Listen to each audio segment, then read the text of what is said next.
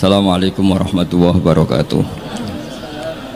Bismillahirrahmanirrahim. Alhamdulillahirabbil alamin. Shalatu wassalamu ala asyrofil mursalin sayyidina maulana Muhammadin wa ala alihi wa sahbihi asma'in. Amma ba'du. Waca mulai bismillahirrahmanirrahim. Bada'tu bi bismillahi fin nazmi awwala tabaraka rahmanan rahiman wa mau ila wa sannaitu sallallahu rabbi ala ridha Muhammadinil muhdi ilan nasi mursala. Terus wa itratihi summa sahabati summa man talahum ala lisani bil khairi wabala. Terus ketika beliau muji Quran ngendikane wa ba'du fahablu wa fina kitabu fajahid bi khiblal ida mutahabbila. Terus kamu harus bangga karena kamu ditunggoni Quran. Fahablu wa fina. Artinya jadi orang Islam itu harus bangga, harus senang karena kita dipandu, diayomi, dipandu, diayomi oleh hablu wa fahablu wa fina. Fajahid bihi, maka kalau kamu berjuang harus dengan logikanya Quran. Di sini disarai ketika ngendikan fajahid bihi wal murad bil habail adillatul qur'ani al-laihatu wa hujajuhu al-wadihatu. Jadi yang dimaksud dengan tali Allah adalah logika yang dibangun oleh Quran. Saya sedikit cerita tentang logika yang dibangun. Misalnya begini, dulu itu ada orang Arab yang sangat cerdas. Beliau sering jadi delegasi ketika pembebasan tawanan. Orang sampai disuruh pembebasan tawanan itu artinya orang yang biasa ahli negosiator top. Ketika perang Badar itu kan Nabi menang, sehingga orang-orang tokoh kafir banyak ditawan Nabi, disebut Asra Badrin. Yang diutus itu namanya Muhammad bin Mut'im, Jubair bin Muhammad bin Mut'im. Itu diutus, dia kafir betul. Delalah pas diutus itu, kan Nabi dulu udah ada hotel zaman itu, jadi orang-orang musyrik ya rasa mbok perdebat, no, yang nginepnya di masjid. Tapi aja terus buat jadi hukum saya wong musyrik oleh nginep. Dulu itu ya memang kondisinya seperti itu. Itu delalah Nabi pas sholat maghrib baca surat Wattur wa kitabim mastur fi raqqim mansur wal baitil ma'mur wasaqfil marfu. Itu dia tertarik dengan kalamnya Quran. Makanya kalau sampai tidak bisa tafsir itu harusnya susah sesusah-susahnya, karena orang kafir saja faham, masa kita santri tidak faham? Loh, Sayyidina Umar itu masuk Islam gara-gara dengar apa? Quran. Menjadi muslim karena faham apa karena tidak faham? Hadal kafir aslama bi barokati sema'il Quran. Ya ora krana wong Arab ya, padune ngeles ini. Nah, setelah dibaca Wattur wa kitabim mastur fi raqqim mansur wal baitil ma'mur, dia tuh orang yang sangat cerdas. Ketika Allah mulai berargumen, di antara kalimatnya kira-kira gini, kata Allah, saya ada Tuhan tidak apa-apa, yang Tuhan kamu tidak apa-apa, yang Tuhan kalian tidak apa-apa, kata Allah. Tapi jadi Tuhan itu ada prosedurnya, ada syaratnya. Jadi presiden ya harus menang pemilu, jadi bupati harus menang pil. Mbok ya kalau jadi Tuhan ya syaratnya menciptakan langit dan bumi. Oke, kamu Tuhan tidak apa-apa, kata Allah, tapi harus ada aturan mainnya. Kalau ngaku cucu Baisam ya harus salim lah kayak gitu. Ada aturannya. Ojo mau dihormati tok gratisan, harus ada aturannya gitu. Nah, untuk jadi Tuhan itu ada aturannya. Lho kula nirakno dawuh Mbah Zubair, mun kowe anakku kudu alim, mun dawuh Gus Najih gitu, kowe anakku kudu alim. Sehingga aturan mainnya jelas. Mboten nyinggung niki aturan. Enggak apa-apa kata Allah, saya ada Tuhan, yang Tuhan kamu. Tapi penuhilah aturan jadi Tuhan. Apa itu? Ya am khuliqu min ghairi syai'in. Kalau kamu jadi Tuhan harus kamu menjadi makhluk pertama atau orang pertama. Tidak ada yang mendahului kamu. Itu jenis disebut am khuliqu min ghairi syai'in. Jadi kamu wujud tanpa ada bapak, tanpa ada ibu, tanpa di bumi. Seperti Isa ya tanpa bapak, tapi dia lahir di bumi. Isa dengan bumi dulu mana? Kok enak gak ikut ciptakan, ikut jadi Tuhan. Amhumul khaliqun, ya setidaknya Tuhan itu pencipta lah. Terus ditanya, terus diteror terus, am khalaqus samawati wal ard, apa kamu menciptakan langit dan bumi? Wah terus sampai akhirnya dia tidak kuat. Nabi ketika baca itu setelah sholat maghrib dia nangis. Ya Muhammad, katanya, habis akal saya, otak saya habis, tidak bisa menandingi apa yang turun ke kamu. Saya masuk Islam. Ya, itu namanya hujat. Orang itu nggak bisa bergeming. Makanya Allah kalau adu argumentasi itu begitu fasihnya, qul ara'aytum ma tad'una min dunillah aruni madza khalaqu minal ardi am lahum syirkun fis samawati ituni bi kita terus. Allah itu rileks saja. Qul ara'aytum ma tad'una min dunillah, coba kenali apa yang kamu sembah selain Allah. Aruni madza khalaqu minal ardi. Bu ya kalau ngaku Tuhan itu pas aku gawe bumi urun lah, melok roan lah. Am lahum syirkun fis samawati, paling gak aku pas gawe langit itu melok bantu lah. Urun. Syirkun itu kontribusi. Aku gaya langit bumi ora urun, pas gaya langit yo meneng ae. Ngerti-ngerti ngaku pangeran. Gua apa-apaan jadi. Wah itu kan orang jari top tenan Muhammad sing turun niku sudah Islam saja Islam. Ya itu makanya ini ketok nak Imam Syatibi itu ahli tafsir, sehingga kalau muji Quran dan disare di Sirajul Qorek yang dimaksud hujah itu apa? Adalah adillatul Quran al-la'ikhah wa hujajuhu al-wadihah. Jadi Quran itu kalau sudah berargumentasi tidak bisa dibantah, dan Allah rileks saja. Makanya Allah ketika disaingi itu tidak terus marah, itu tidak aruni madza khalaqu minal ardi am lahum syirkun fis samawati. Kata Allah, nggak apa-apa kamu menyembah iblis, menyembah setan, nggak apa-apa, tapi buktikan kalau setan dan iblis itu pencipta langit bumi. Ternyata ndak, ma asyatuhum khalqas samawati wal ardi wala khalqan fusihim. Mbok yo kalau nuhankan sesuatu tuh yo dipikir lah. Syarat sahnya jadi Tuhan tuh harus pencipta, ndak didahului oleh siapapun. Ada aturannya. Jangan selonang-selonang ngaku Tuhan. Sehingga ketika Fir'aun ngaku Tuhan, itu argumennya Nabi Musa itu pernah dimentahkan oleh Fir'aun. Ketika Fir'aun tanya Musa, wa ma rabbul alamin, Nabi Musa sempat jawab Rabbus samawati wal ard, yang nuhani langit dan bumi. Fir'aun masih bisa ngeles soal di bumi, saya kemana-mana jalan, ma'alim tulakum min ilahin ghairi, saya tidak pernah melihat Tuhan selain saya, yang dituhankan saya. Soal kemungkinan Tuhan anda di langit, fa'ukit liyaha ma'un alatini faj'ali sorkhalla ali at-toli'u ila ilahi Musa. Sudah, Haman saya bikinkan piramida yang tinggi supaya saya bisa melihat Tuhannya Musa. Loh itu kan celaka, kalau betul Fir'aun naik pasti tidak melihat Tuhan, karena Tuhan tidak bisa dilihat. Wong kita yang mukmin yang kiai aja tidak bisa lihat, apalagi Fir'aun. Wes kiai wis gus wis ana sing salam tempel ora iso delok. Kadang digoleki barokah ora iso roh apa meneh. Fir'aun. Akhirnya Nabi Musa ganti argumentasi. Dan itu argumentasinya sederhana, tapi Fir'aun kalah. Rabbukum wa rabbu abaikumul awwalin. Sing mengerani buyut-buyutmu. Cara bahasa kudus ngono gampang. Akhirnya para penggawa Fir'aun mikir, nak Fir'aun pangeran berarti bapaknya radhi pangeran, bayi radhi pangeran, kan pangerannya balita kan kira-kira. Dengan Fir'aun punya bapak, punya mbah, punya buyut, berarti Tuhan datang terlambat, berarti mbah-mbahnya tanpa Tuhan. Ngamuk Fir'aun. Nah di sini hebatnya Quran. Makanya tersana wa qala rajulun mu'minun min ali fir'auna yaktumu imanah. Gara-gara logika itu sebagian mereka sudah iman, karena nggak terbantahkan bahwa Fir'aun tidak Tuhan, itu nggak jelas itu. Makanya banyak yang iman meskipun yaktumu iman. Lah yang yaktumu imanahu ini pula orang yang wajah rajulun min aqsal madinati yas'a qala ya Musa innal mala'a ya'tamiruna bikal yaqtuluka fakhrus inilah kaminan nasihin. Dia itu ikut rapat.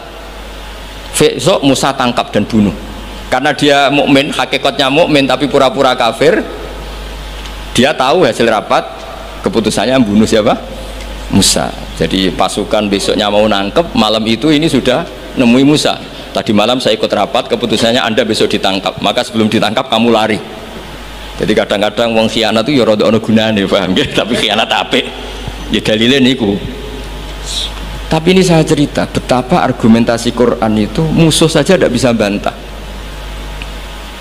Makanya kata beberapa mufassir, kenapa pertama surat turun untuk Iqra bismi rabbikal ladzi khalaq. Itu Allah sama juga mengatakan gini, bacalah Tuhan. Tuhan itu siapa? Ya Tuhan yang berstatus khalaqah. Masa Tuhan berstatus khuliqah? Ya di mana-mana Tuhan harus berstatus khalaqah, pencipta. Masa Tuhan berstatus khuliqah, diciptakan? Terus orang kafir mulai mikir, berhala diciptakan, ini diciptakan.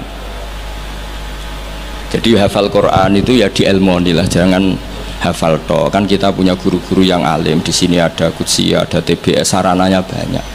Dulu ketika Mbak Arwani ada Batu Rehan, selalu di Kudus itu ada orang alim, ada orang hafid. Dan yang hafid-hafid dulu juga orang-orang alim, kata Mbak Arwani, Mbak Saroni, Stanton, Mbak Hisham, semuanya punya tulisan-tulisan. Jadi saya mohon sampean jangan berdalih karena fokus Quran kalau ora iso ngaji. Mbok maksudnya aku nak nyuwun aku. Ojo aja-aja nih, ora usah diterusno lah Gus. Karena eman itu, logika Quran yang seperti itu tuh eman. Quran itu misalnya klaim-klaiman kitab suci, Quran itu fair. Itu nih kita bimbing qabli hada au atharatin min ilm. Kalau kamu tidak percaya Quran, tidak percaya Taurat, nggak apa-apa, kamu bikin buku tandingan tapi yang sekualitas Quran. Dan itu Quran tenang saja, silahkan ngarang. Kalau kamu ngarang sendiri tidak bisa, sama teman-temannya. Qul fa'tu bi suratim. Kalau kurang orang banyak, buat usyuhada aku ngajak konco. Wakhirnya tonan, ada kompetisi siapa yang bisa ngarang nandingi Quran. Itu orang Quraisy nyerah semua. Akhirnya ada orang agak sableng gitu bilang mampu, namanya Musailamah. Nama bagi ini macam ini Musailimah. Kalau ngaji bolak-balik orang semua Musailamah, orang macam Musailimah gara-gara roh akten nih. Jadi rata-rata itu macamnya apa? Musailamah atau Musailimah? Trennya apa? Musailamah. Itu akhirnya ngarang ketika dengar wadzariyati dzarwa falhamilati wikra faljariyati isrofal muqassimati amro, karena dengar itu kan pikirannya sama-sama diakhiri tak, terus pokoknya pikirannya gitu.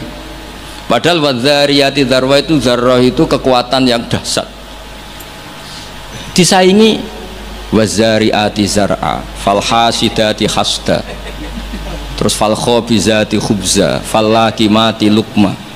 Jadi terus sampai yang pesen itu iki apa-apaan. Jadi mau wal zariati zar'a, demi perempuan-perempuan yang menanam padi. Mau nek bar ditanam ya al hasidati hasda, demi perempuan-perempuan yang memanen. Bar dipanen wal khabizati khubza, kemudian jadi roti. Terus fallakimatin kemudian diuntal. Sampai sing pesen ku protes. Iki apa-apaan. La yaqulu hadza ila majnun. Sampai sing pesennya kecewa, sing order kecewa. Wah ora kasil nek gumuk nyanyi Quran ora kasil. Iku apa-apaan niku wong perapatan nak iso kira-kira gitu. Jadi makanya Quran itu ya santai saja, enggak apa-apa. Kalau kamu tidak percaya Quran, kul fa'tu bi asyri suwarim mislihi muftariyat. Kalau asar enggak bisa, surah saja. Enggak, kalau 10 surat enggak bisa, satu saja. Dan Quran fair sampai wad'u man istata'tum min dunillah. Enggak apa-apa kamu minta bantuan. Sehingga ketika dikarang nyanyi alam nasroh adib ja'u madib, nyanyi parah. Kalau niku apal ora krana kula pecinta Musailamah karena saya peneliti. Nyanyi alam taro itu begini. Al filu mal fil wa ma adraka mal fil lahu khurtumun tawil wa dhailuhu qasir. Kamu tahu apa itu gajah itu apa? Gajah itu hewan yang khurtumun tawil, punya apa? Belalai yang panjang, tapi lahu dhailun qasir, tapi apa itu ekornya pendek. Yang pesen saja kecewa. Lha iku cah cilik ya roh nak gajah. Kok ora mbok sifati pisan nak ngideki kowe matek.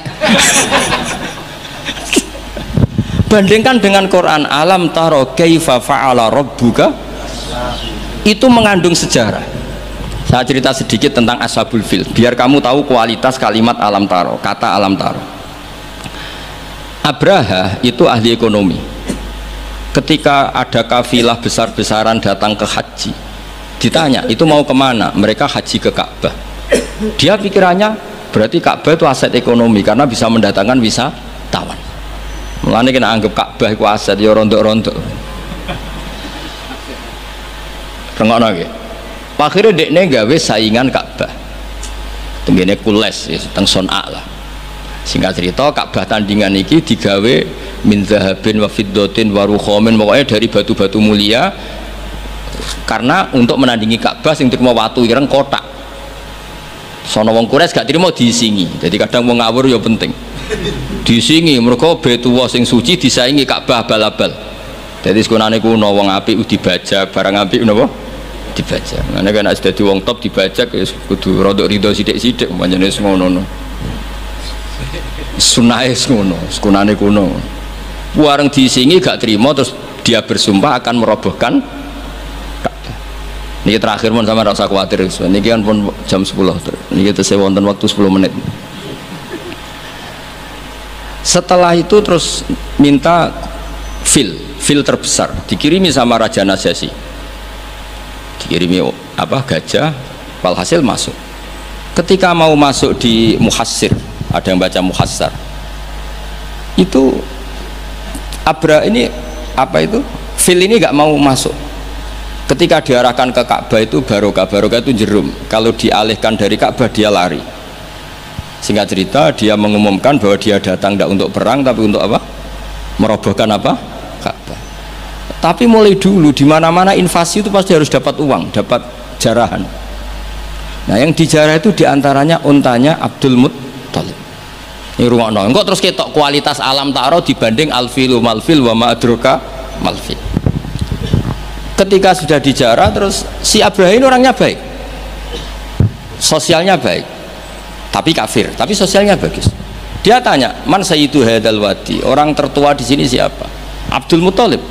Sayyiduna Abdul Muttalib. Makanya lagi-lagi Nabi itu harus turunannya orang-orang baik. Muhammad bin Abdullah bin Muttalib itu selain orang baik itu sudah orang tokoh. Nah, untanya Abdul Muttalib jumlahnya 100 itu diantara yang disita, yang dijadikan ghanimah oleh Abraha selain unta-unta yang lain. Setelah Abdul Muttalib datang di perkemahan siapa? Abraha, itu wibawanya Abdul Muttalib itu menjadikan Abraha nggak berani, karena Abdul Muttalib membawa Nur Muhammad SAW. Itu Abraha bilang gini, spontan ketika melihat wajahnya Abdul Muttalib, ganteng Abdul Muttalib dan wibawa. Anta Sayyidu Hadal Wadi, naam, anak Abdul Muttalib Sayyidu Hadal Wadi. Saya ketua di sini, di lembah ini. Saya sebenarnya ingin kau duduk samping saya, tapi umat saya pasti tidak terima, karena ini kursi kerajaan, yang boleh duduk hanya saya. Tapi saya nggak berani duduk di atas kamu. Saking wibanya Sayyid Abdul Muttalib. Akhirnya sama-sama duduk di bawah. Sudah hormat sedemikian rupa Abraha sama Abdul Muttalib, saking wibawanya Abdul Muttalib. Makanya syaratnya kiai ya kudu ana wibawane lah ben piye ngono sawangane. Karena saulqi fi qulubil ladzina kafarur. Makanya Nabi ngendikan nusirtu birru'bi masirata syahrin. Saya itu punya wibawa yang radiusnya itu perjalanan 1 bulan. Ya tidak boleh kiai kok tidak wibawa. Ora wibawa ya jaim lah, jaga image lah setidaknya supaya kelihatan wibawa. Tapi Abraha begitu kaget ketika ditanya Abdul Muttalib, apa hubungan kamu dengan Ka'bah, dengan Baitullah? Kata Abdul Muttalib, lucu jawabannya, nggak ada hubungan apa-apa, sementing ontaku kembalikan. Kagetnya minta ampun Abraha. Loh, kamu itu Sayyidu Hadal Wadi, semua orang itu khawatir Ka'bah saya robohkan karena itu adalah dinuhum, itu agama mereka. Kamu yang ketuanya malah tidak peduli, tapi hanya peduli dengan onta. Mulai kecewa, saya kecewa hormat kamu. Ternyata kamu orang yang sangat materialistik. Tapi apa kata Abdul Muttalib? Loh, karena li'ani robbuhum, saya ini yang punya robun, maknanya saya ini yang punya unta itu, ini robbuhunna, saya yang punya unta-unta itu. Wali anna lihadal baiti robban hamahu, Baitullah itu ada yang punya, itu udah urusan saya. Dia punya robban hamahu, punya yang punya dan akan melindungi yang punya, itu tidak kewajiban saya, kewajibannya yang punya. Menjadi Baitullah, orang Baitu Abdul Muttalib. Akhirnya Abraha, iki ngawur tapi kok pinter kira-kira gitu. Sudah, silakan kalau mau rusak silakan, kamu akan berurusan dengan yang punya. Wes, oke dari Abraha, pancen aku pengen rusak Ka'bah. Unta dibalekno, wes unta tak balekno. Saiki aku pengen rusak Ka'bah. Ya monggo, tapi kamu berurusan sama yang punya. Ya, ini masih Maulid karena ini mbahnya Rasulullah Shallallahu Alaihi Wasallam. Kesana. Tapi sebelum Abraha datang, niku Abdul Muttalib fa'atal baita, kemudian datang ke Baitullah wa akhudha bi halaqatil bab. Dia megang kalau di pintu dulu itu kan pegangannya itu kan bunder, makanya disebut halaqatil bab, maksudnya handle-nya itu kan bulat. Terus beliau berdoa, dongane lucu, ya Allah, di mana-mana orang itu ya menyelamatkan asetnya, ya engkau harus menyelamatkan asetmu dong. Ini santai aja. Oleh ngomong ketika ngono tok, ditinggal mire. Nah, ditinggal mire itu Abdul Muttalib bikin pengumuman ke semua orang Quraisy, ayo ke atas gunung dan kita melihat apa yang dilakukan Tuhan kita terhadap orang yang merusak Ka'bah. Terus mereka di gunung semua. Ketika Abraha mau naik, mau merusak, terus ada burung ababil, makanya judulnya alam taro. Kayak apa kualitas Quran itu? Cerita sejarah dengan sederhana tapi kualitas maknanya luar biasa. Alam taro, kenapa kok ada alam taro? Apakah kamu tidak melihat? Karena semua suku Quraisy itu naik gunung dan melihat apa yang maka dimulai dengan alam taro, dan mereka melihat kaifa fa'ala rabbuka bi ashabil fil, disaingi alfilu malfil wa ma adraka malfil lahu khurtumun tawil wa dhibhu qasir. Jadi sehingga alam taro ini kualitasnya luar biasa memang, karena mereka berkata ayo kita lihat apa yang akan dilakukan Tuhan terhadap orang yang mau merusak Ka'bah, makanya disebut alam taro kaifa fa'ala rabbuka bi ashabil. Jadi kualitas Quran itu luar biasa. Nah, sehingga terus kita ini harus tahu bahwa mukjizat Nabi tertinggi itu apa? Quran. Makanya Burdah itu kalau muji Quran itu luar biasa. Ayatul hakim minar rahmani muhdatsatun qadimatun sifatul musifil kitab, terus sampai saat terus wa hakamatun fama yubqina min subain saat terus. Di antara sifat yang diutarakan Burdah apa? Kalau berdebat itu tidak pernah kalah. Ya tadi Quran itu kalau berdebat itu tidak pernah kalah kayak tadi. Ketika Musa mensifati Tuhan dengan status Tuhan langit dan bumi, Fir'aun itu masih ngeles. Jadi ketika dikatakan yang nuhani nenek moyangmu, mafhumnya apa? Fir'aun tidak Tuhan karena punya nenek moyang. Kalau Fir'aun Tuhan berarti nenek moyangnya tanpa Tuhan. Ya, ini cerita-cerita tentang apa mukjizatnya Quran. Yang terakhir ini saya baca maulid, nggak saya baca semua nanti jadi jam 3 betul. Nah, di antara dalil maulid yang dipakai para ulama, ini kitab karangannya Sayyid Muhammad, judulnya Khaulal Ikhtifal bi Maulidi Rasulillah sallallahu alaihi wasallam, halaman 15 ya kula waca. Adillatu jawazil ikhtifali bi Maulidin Nabi sallallahu alaihi wasallam. Dalil-dalil kenapa kita boleh melakukan ikhtifal. Ikhtifal itu ya semacam pesta kecil atau farah. Al-awwal anal ikhtifala bil Maulidin Nabawi syarif ta'birun anil farahi was surur bil Mustafa sallallahu alaihi wasallam. Jadi yang dikatakan maulid itu pokoknya kita senang, kita mengekspresikan senang karena lahir seorang Al-Mustafa sallallahu alaihi wasallam. Terus kata Sayyid Muhammad, wa qadin tafa'a bihil kafiru, orang kafir saja mendapat keuntungan dari farah bi Maulidin Nabi. Ya, kita tahu Abu Lahab itu kalau hari Senin dapat diskon azab karena di hari Senin itu dia pernah memerdekakan Suwaibah al-Aslamiyah saking senangnya bi Maulidi Rasulillah sallallahu alaihi wasallam. Wa sayati fid dalil litasai mazidu bayanin hadhil masalah li anna aslal burhan wahid wa in ikhtalafat kaifiyatul istidlal. Saat terus ya wa qad jaa fil Bukhari annahu yukhaffafu an Abi Lahabin kula yaumin isna. Ini jelas ya, hadisnya di Bukhari. Ngono mbok takok hadisnya sahih ta ora, ribet ya gitu. Di Bukhari itu jelas ada riwayat bahwa Abu Lahab setiap hari Senin mendapat diskon bisa babi itkihi karena dia memerdekakan li Suwaibata jariyati lama basyarat hubi wiladatil Mustafa sallallahu alaihi wasallam. Sehingga ada syair yang terkenal ini, idza kana hadza kafiron ja'a dhammuhu bitabbat yadahu fil jahimi mukhallada ata annahu fi yaumil isnaini daiman yukhaffafu anhu lisururi bi Ahmad. Jadi Abu Lahab yang kafir saja dapat diskon karena farah bi Maulidir Rasul sallallahu alaihi wasallam. Famadzannu bil abdil ladzi tula umrihi bi Ahmad masruron wa mata muwahhida. Jadi kalau Abu Lahab dia kafir karena senang lahirnya Nabi saja dapat diskon azab setiap hari apa? Senin. Bagaimana dengan orang yang sangat mencintai Nabi dan mati dalam keadaan muwahhid? Tentu lebih berhak mendapat syafaat Rasulullah sallallahu alaihi wasallam. Tapi rasa ditambahi Gus Sapang, apa meneh sing nyanyekno. Spesial. Ora ono keterangan iku tapi tak tambahi lah. Apa meneh sing napa? Penyanyi ini nasite. Terus ini yang halaman 40, ada orang-orang kelompok tertentu yang anti maulid hari Senin. Alasannya apa? Yaumu wiladatihi juga yaumu wafati. Harusnya Senin itu hari duka karena Nabi juga wafat Senin. Kenapa orang-orang NU misalnya kok milih Yaumul Faroh, padahal di hari Senin itu juga berstatus Yaumul Huzn, karena di situ Nabi wafat atau intakola ila rofiqil ala, bahasa kerennya itu intakola ila rofiqil ala. Wa minas syubah as-sakitoh, mohon kepanggil 40 itu yang wa minas syubah as-sakitoh qaulu ba'di, ini dawuh Sayyid Muhammad. Di antara argumentasi yang sangat jatuh atau sangat murahan, sangat tidak kuat, inna yauma wiladatihi wa nafsu yaumi wafati falaisal farahu bi aula minal husni atau minal hazani.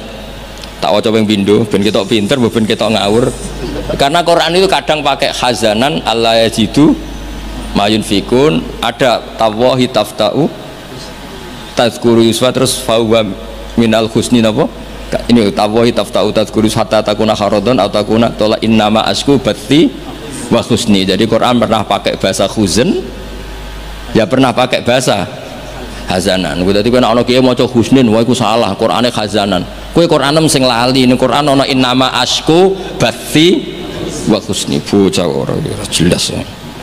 Mulane tak waca ping pindho ben ra disalahno Gus Sapang. Falaisal farahu bi aula minal hazani wa minal husni. Husni atau sing jelas coba waca hizn. Wa kanal aula bil muhibbi ayatakhidha hadal yauma ma'taman wa yauma husnin. Jadi ada juga kritikat terhadap Maulid, kenapa harus seneng, toh di hari itu Nabi wafat, harusnya ya ada pesta kesusahan, apa ada acara kesusahan. Terus wa naqulu, kata Sayyid Muhammad, innal imam al-allamah Jalaluddin As-Suyuti qad kafana radda ala hadhil mughalatah. Imam Suyuti telah menjawab kesalahan berpikir itu. Faqala fi kitabil hawi manasuh inna wiladatahu sallallahu alaihi wasallam a'zamun ni'am wa wafatuhu a'zamul masoib. Tapi wasyari'atu khassat ala izhari syukri ni'am wasobru wasobri wasukuni indal masoib. Waqad amara syar'u bil aqiqah indal wiladah wa ya izharu syukrin wa farahin bil maulud wa lam ya'mur bil mauti bidzabhil aqiqah wala bihuiri bal naha anin niyahah wa izharil jaza. Kalau ada kritikan orang tidak boleh senang hari Senin karena hari Senin itu pula Nabi wafat, jawablah karena syariat hanya memandang sisi-sisi yang membuat orang itu senang. Buktinya kelahiran bayi itu diperingati dengan menyembelih kambing, artinya senang. Dan malah kalau ada yang meninggal, syariat melarang susah. Artinya kenapa kita milih senang untuk hari Senin? Karena sisi yang dikampanyakan syariat adalah al-faroh, bukan al-huzn. Jadi meskipun Nabi juga memang wafat hari apa? Senin, tapi susah ini kita abaikan, paham ya? Yang kita tonjolkan adalah seneng biwiladatihi sallallahu alaihi wasallam. Itu jelas nih, napa? Jadi napa intine niku walhasil niku kula suwun semua itu ada dalilnya. Jadi yang dilakukan guru-guru kita, malah tenggene kitab Sayyid Muhammad, kalau ada orang yang menyoal nopo menyoal maulid ini yang halaman 9 pancen kula waca mboten urut nih, pancen sengaja, pancen konstruksinya seperti itu. Maulid itu kan orang seneng lahirnya Kanjeng Nabi Muhammad sallallahu alaihi wasallam. Kula bolak-balik ngaji ku sering cerita, anakmu sing ora jelas masa depane wae pas lahir kowe seneng, padahal iso wae gedene mboten jelas. Itu aja orang ndak ada yang tanya, kenapa kamu seneng anakmu lahir? Padahal masa depannya ora mesti, kadang gobloknya niru bapake, kadang belinge ya niru, kan ora jelas. Wong kowe dhewe ya ngerti nak ora apa. Iku wae anakmu lahir semana. Padahal sireng kriting pesek. Lahir wis nangis buantere ra karuan. Iku wae seneng, dan tidak ada orang yang protes terhadap kesenangan itu. Apa meneh lahir Rasulullah sallallahu alaihi wasallam wis gua anteng, resik, sujud, wae kok spesial. Lah ana ana wong nyoal farah bi maulidin nabi, apa mereka bisa menjawab dengan pertanyaan lima tafrahuna bin nabi?